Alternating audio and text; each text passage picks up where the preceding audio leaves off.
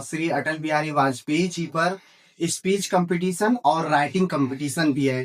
तो आज हम देखेंगे कि मेरा स्पीच कैसा रहेगा और हमारे दोस्तों का और अदर बैच का स्पीच किस तरह रहने वाला है। तो आज के इस कंपटीशन में हम यही देखेंगे और कौन कौन सा टॉपिक रहेगा उसके बारे में भी हम बता देंगे। एक राष्ट्र निर्माण में अटल जी की भूमिका जिस पे राइटिंग कंपटीशन है, और अजात शत्रु अटल जी को क्यों कहा जाता है तो इस पर है। तो आज इस पर स्पीच है गाइज, तो यही चीज हम देखेंगे। तो आप लोग को यह लग रहा होगा कि अटल बिहारी वाजपेयी जी पर हर बार स्पीच कंपटीशन और राइटिंग कंपटीशन होते हैं, स्पीच कंपटीशन के साथ और राइटिंग कंपटीशन के साथ। आती है आए हिरे प्रलय की घोर घटाएं, पांव के नीचे अंगारे, सिर पर बरसती यदि ज्वालाएं, निज हाथों में हंसते हंसते आग लगाकर जलना होगा, कदम मिलाकर चलना होगा, कदम मिलाकर चलना होगा। ये अभिनंदन की धरती है, ये तर्पण की भूमि है, ये अर्पण की भूमि है। इसका कंकड़ कंकड़ हमारे लिए शंकर है और इसका नदी नदी हमारे लिए गंगा है। हम मरेंगे भी तो इस भारत के लिए और जिएंगे भी तो इस भारत के लिए। और मरने के बाद यदि हमारी अस्थियां गंगा जल में बहती हुई अगर कोई उन्हें कान लगाकर के भी सुनेगा तो बस एक ही आवाज आएगी, भारत माता की जय। आप सभी को मेरा प्रणाम।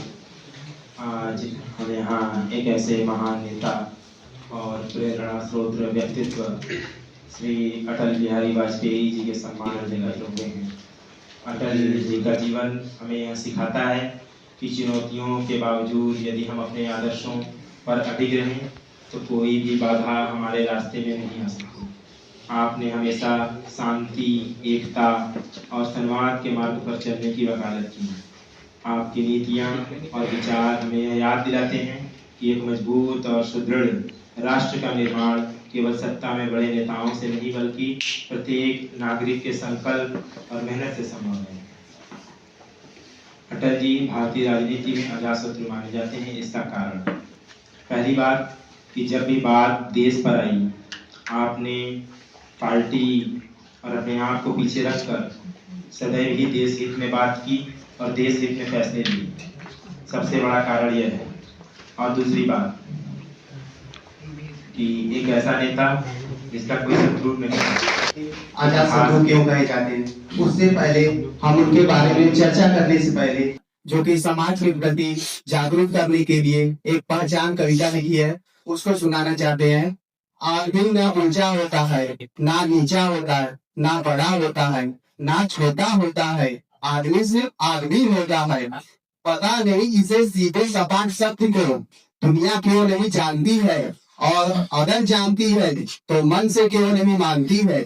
इससे फर्क नहीं पड़ता कि आदमी कहाँ खड़ा है, पथ पर या बथ पर, तीर पर या प्राचीर पर। फर्क इससे पड़ता है कि जहाँ खड़ा है या जहाँ उसे खड़ा होना चाहिए उसका धरातल क्या है।